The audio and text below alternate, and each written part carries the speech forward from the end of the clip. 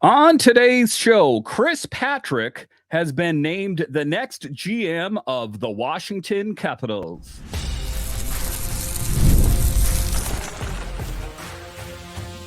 Your Locked On Capitals, your daily podcast on the Washington Capitals. Part of the Locked On Podcast Network, your team every day. Well, hello and welcome into this edition of Locked On Capitals.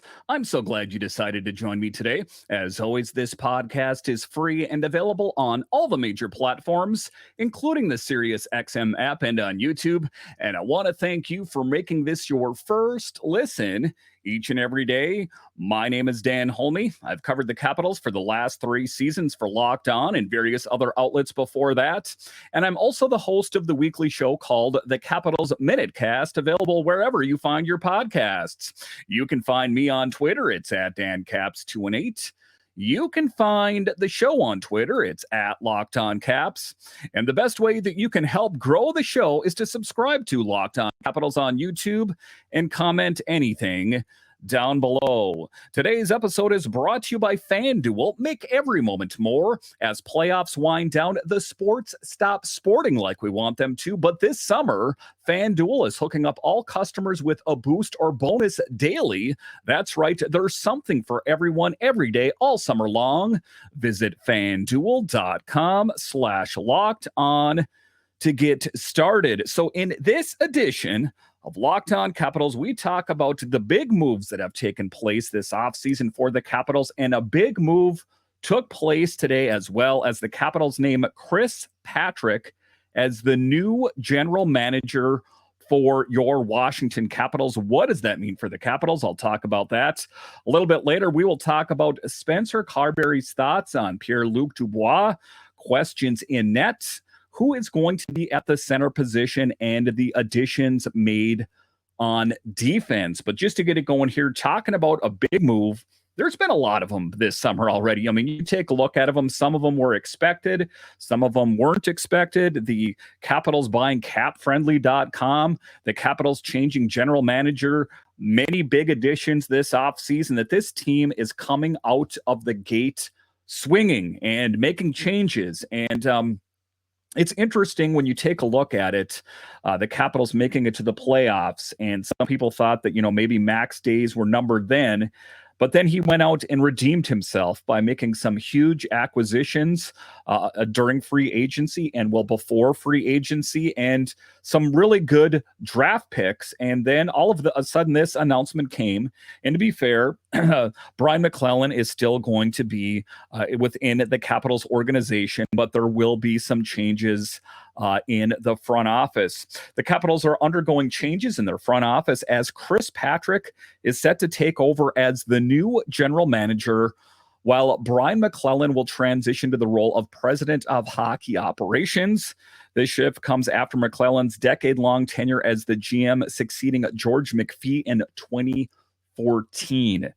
My, how time flies. If you would have asked me how long has Brian MacLellan been the GM, I definitely would not have said 10 years, but that is the case.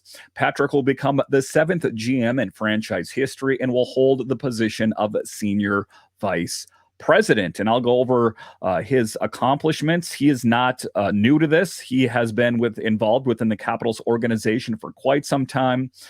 Here, most recently, he has been the go-between between the Hershey Bears and the Capitals. He's also been involved in scouting.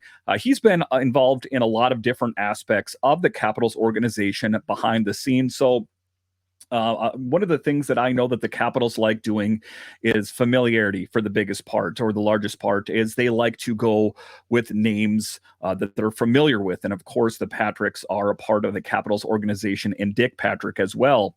Under MacLellan, Washington went 449, 224, and 88, and clinched the Stanley Cup in 2018. Quite an accomplishment for Brian MacLellan, and some people will say, well, he didn't do it. Well, quite to the contrary. He is the one that put that team together in large part. and was able to get the Capitals to do something that had eluded them for quite some time. Boasting the third highest number of wins in the league, MacLellan's recent offseason activities in 2024, including significant trades to acquire Jakob Chychrun, Logan Thompson, Pierre-Luc Dubois, and Andrew Mangiapane, along with signings such as Matt Roy, Brandon Duhaime, and Taylor Radish. Again, I didn't think he was going to do that much, but GM Brian MacLellan did a lot this offseason. Chris Patrick promoted to senior vice president and general manager. The Capitals did, in fact, promote Chris Patrick to senior vice president and GM, taking over for BMAC, who served as general manager for the past 10 seasons. Patrick, a longtime front office executive and DMV native, has been with the organization for 16 years and is set to become the 7th general manager in franchise history. He has worked in various roles within the organization, including pro scout, director of player personnel, and assistant general manager before being promoted to the role of associate general manager last August. His responsibilities have included overseeing the club's analytics, player contract negotiations, hockey operations, player personnel staffs, budgeting, scheduling matters, and managing the club's pro scouting staff. So he has been a very busy man, and I think well qualified.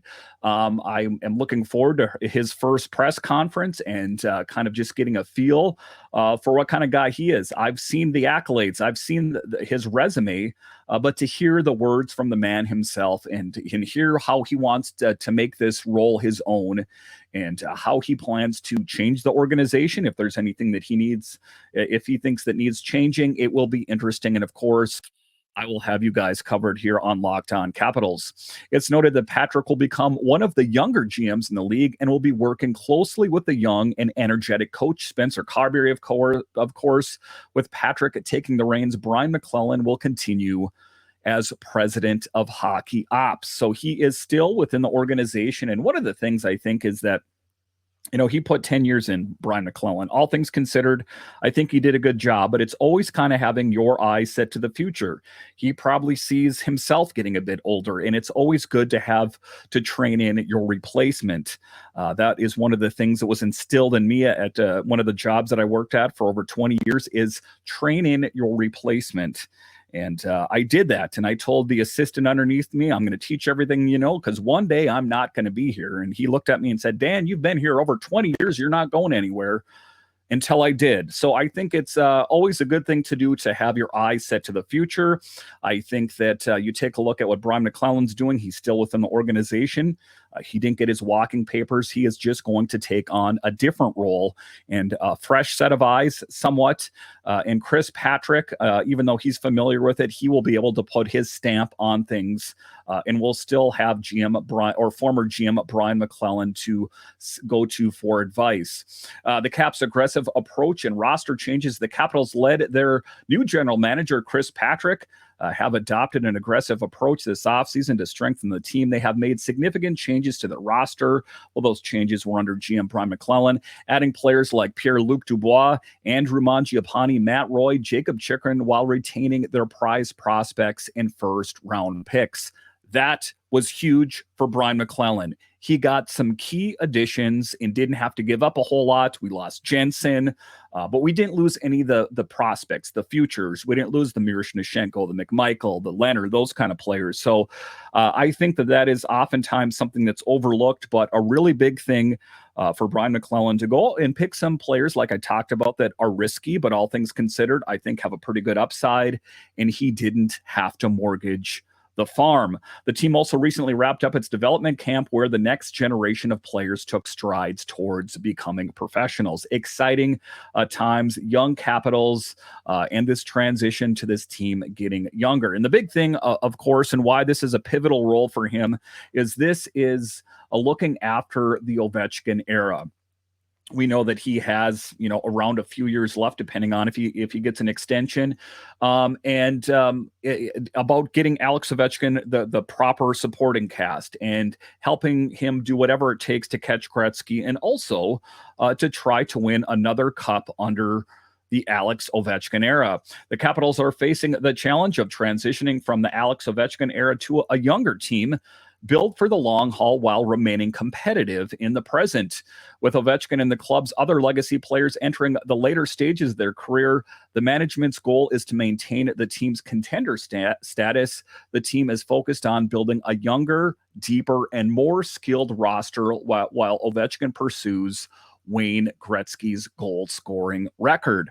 And that's something important. And, Alex Ovechkin has said as much, is that, of course, him catching Gretzky is important. However, he would like to win another cup with the Capitals. Talking about experiences and mentorship, Chris Patrick has expressed his confidence in taking on the responsibility of GM role while acknowledging the invaluable mentorship and guidance he has received from Brian MacLellan. Mac, in turn, has expressed his confidence in Patrick and his excitement to continue mentoring him based on their strong working and personal relationship. So a good move for the Capitals. I think there was some sort of change afoot. I didn't know how it was going to manifest itself. I honestly did not see it working out like this, of course, but I think it was probably something in the works for a while for the Capitals. And it seems like he knows what he's doing, all things considered. And I like that he's familiar with the organization. He is familiar with the big team. He's familiar with the Bears, Spencer Carbery. This is a win-win situation for the Capitals. I really do believe it. All right, so coming up here after the break, we'll talk about Spencer Carbery's thoughts on the offseason moves. We're talking July 1st. We're talking the draft and what his thoughts are on everything. I'll discuss straight ahead.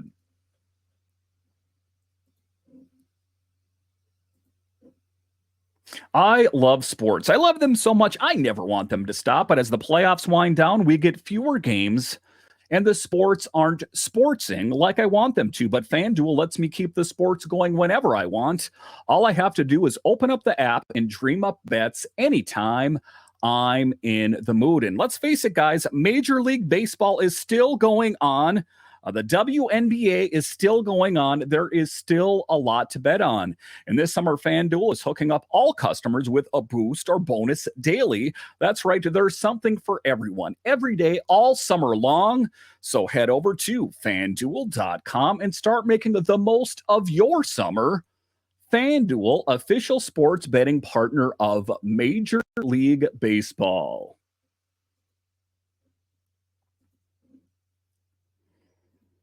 Are you watching Fox Sports or ESPN on your TV all day? Have to turn down the volume with all the shouting? Make the switch to Locked On Sports today, a free 24/7 sports streaming channel program for you every day to bring you the biggest stories without all the screaming.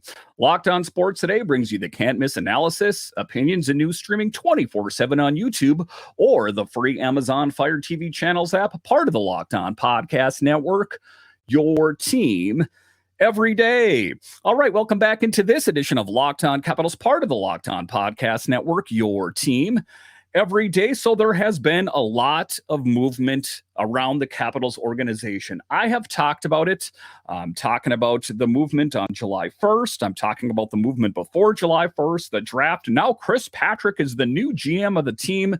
There is a lot to get you guys caught up with, and something that I haven't gone into depth with because I've had shows lined up here is Spencer Carbery and his thoughts on the new additions, where he sees things slotting together, those types of things. It's been a very busy offseason, that much is for sure. After the recent draft picks, Ryan Leonard and Tarek Perisic helped Team White win the development camp championships. Coach Spencer Carbery addressed the media, praising the front office's work and highlighting the coaching staff's responsibility to form a cohesive team with a clear playing style and identity. Although he didn't disclose the lineup for opening night, he did provide insights for eager hockey fans as the offseason is going along here.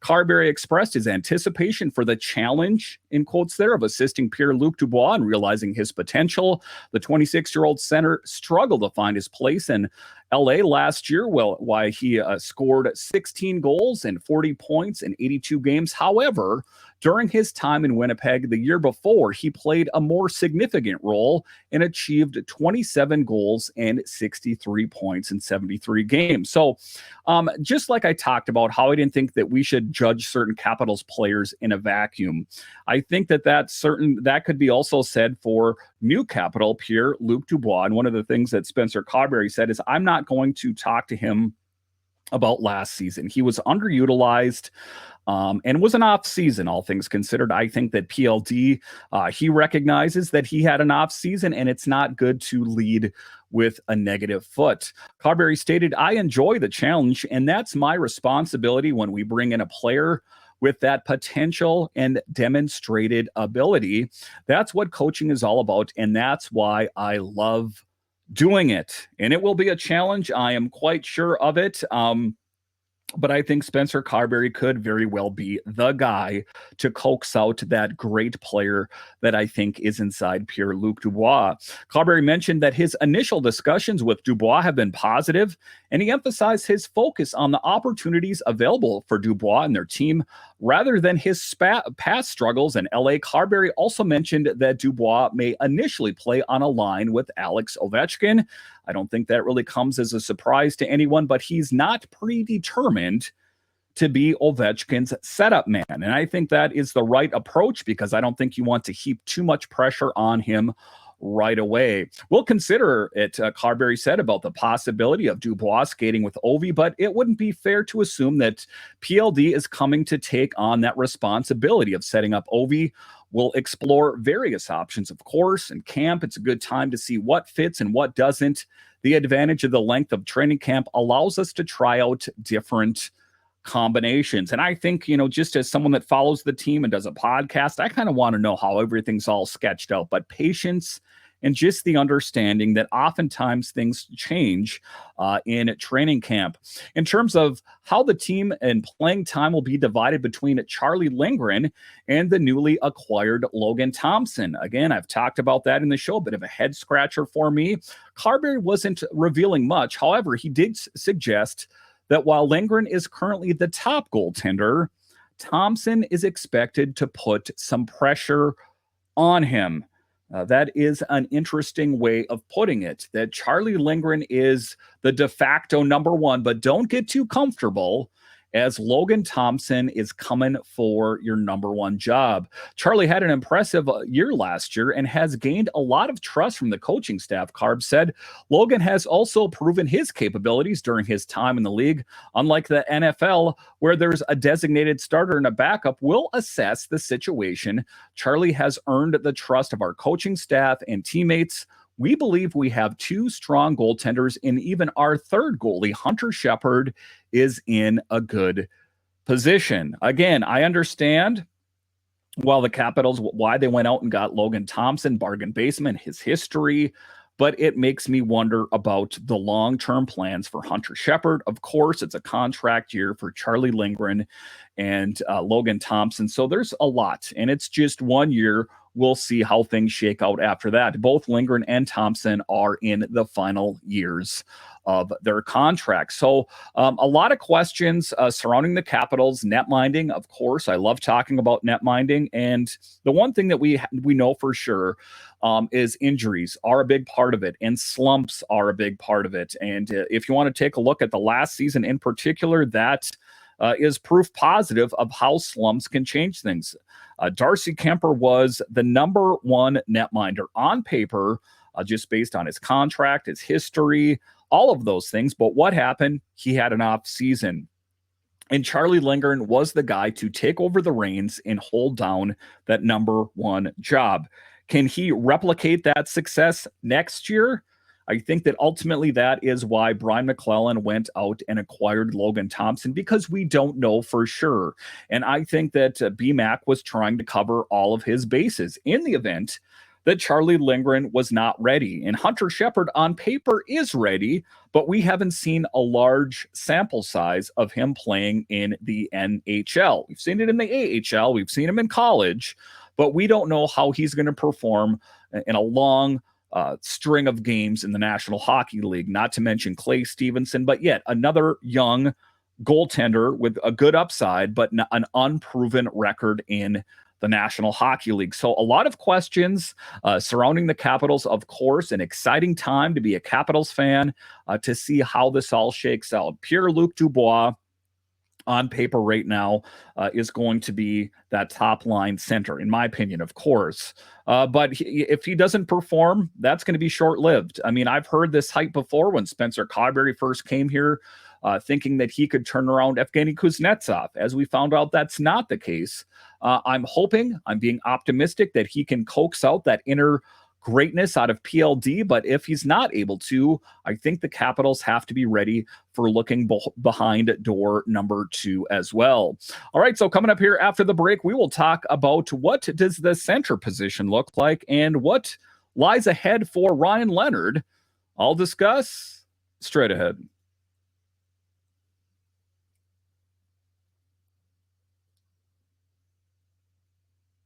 All right, welcome back into this edition of Locked On Capitals, part of the Locked On Podcast Network, your team.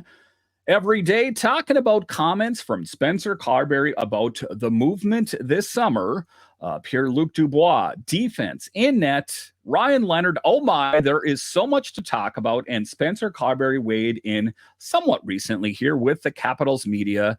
And I am going over his thoughts and what he thought about the acquisitions. When it comes to the Capitals' stronger depth at center, Carbery was cautious not to reveal too much. If no additional acquisitions are made, Washington is expected to begin training camp with 5 centers and 4 open positions. The candidates are Dubois, Dylan Strome, Connor McMichael, Nick Dowd, and AHL playoff MVP Hendrix Lapierre. And Hendrix Lapierre is another one that Spencer Carbery seemed a little non-committal on, that, he did find a spot on the Capitals last season. He was really good, of course, the MVP in the AHL. But he's going to have to prove his worth yet again. It's not going to be a give me. And he also talked about players that could look to get a cup of coffee, a look on the big team. I'm talking about Ethan Frank, and I'm talking that Pierre-Luc Dubois as well could also get his opportunity. I imagine we will see those guys in camp as well, but the possibility is there that if they really jump off the page, they could find a spot on the big team. Carb mentioned it provides us with depth in case of injuries. Furthermore, we have players who can play on the wing as well. Mikey started last season on the wing and can easily transition there as for Lappy, and we're talking McMichael and Hendrix Lapierre, of course. We will have to wait and see what happens. We do have flexibility and depth. It's valuable to have that, especially at the center position. Big subtractions, of course. We know that Nick Backstrom stepped away, probably will never play hockey again. We know Kuzi got dealt out of town. That there is, there's a lot of centers, but how many of those centers on the team are going to rise to the surface and be that premier player? Leonard wasted no time at all showing at MedStar Ice Complex crowd that he can play a big role. And one of the things that jumped off the page talking about Ryan Leonard here, if you watched any of the footage for MedStar at the player development camp, there is, I think that Leonard is ready right now. Of course, we know that. And GM Brian MacLellan extended an offer to him to join the team. And he wants to play next season at Boston College. But if he was a full go, the Capitals would have a dynamic player on the ice in the fall.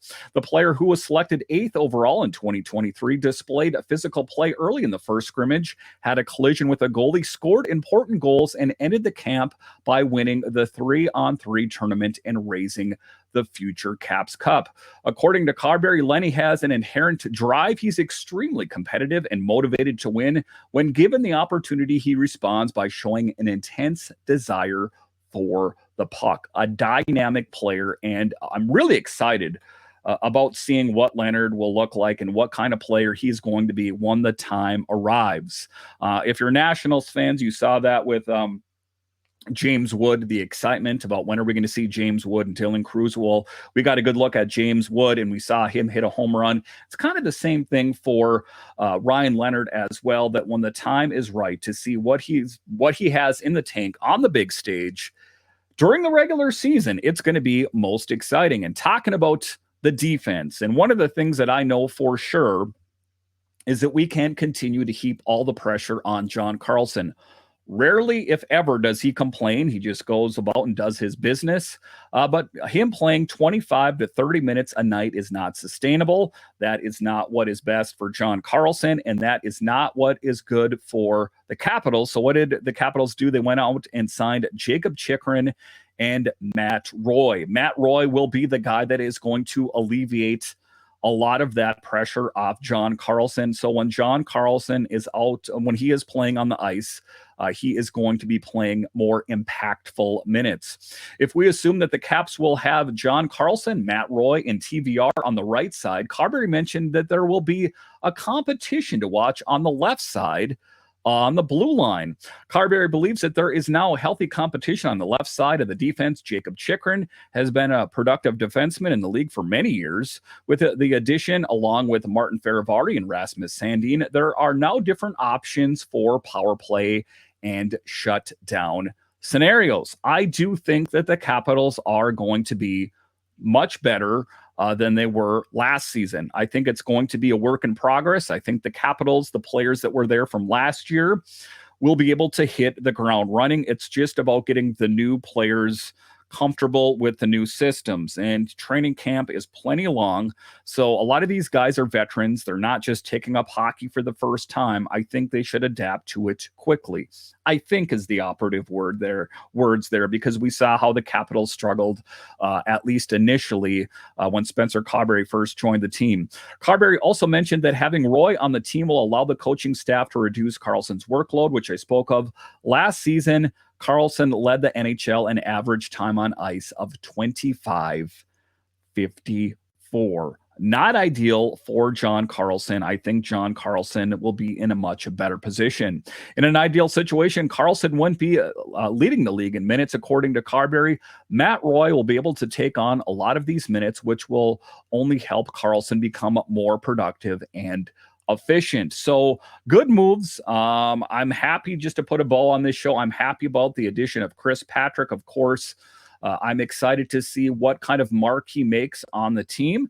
If there's any big trades, if there's any big acquisitions, any subtractions, and kind of just what kind of guy is he as a GM. I kind of knew what to expect from GM Brian MacLellan, as he had that position for quite some time, and all things considered did a really good job. I think he put Chris Patrick in an excellent position to succeed.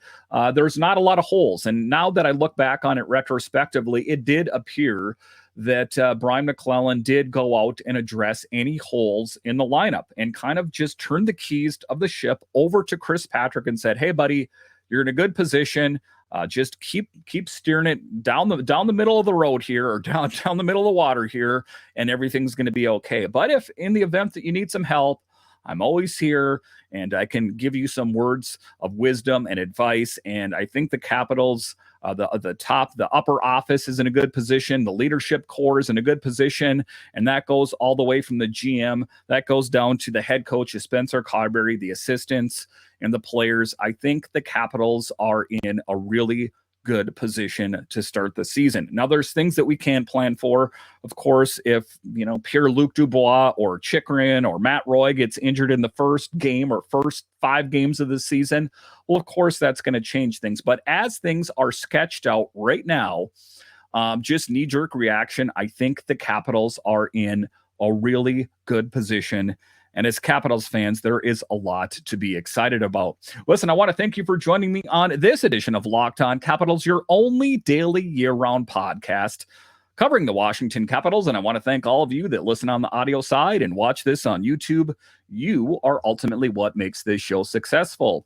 When you're done here, head on over to Locked On's 24/7 streaming channel, available on the free Amazon Fire TV Channels app and on YouTube. All right, once again, I want to thank you for joining me on this edition of Locked On Capitals, part of the Locked On Podcast Network, your team every day. My name is Dan Holme, and I'll talk to you again next time.